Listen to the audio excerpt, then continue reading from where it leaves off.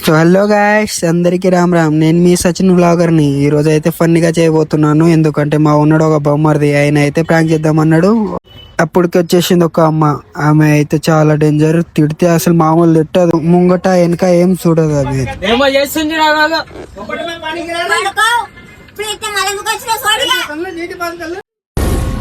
ఏం మాట్లాడుతున్నావురా?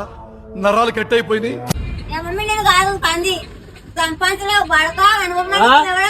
చూసినావా, ఇంకా మొదలు పెట్టలేదు చూడు. ఇంకా అలా గిలాసు లెక్క ఏంటి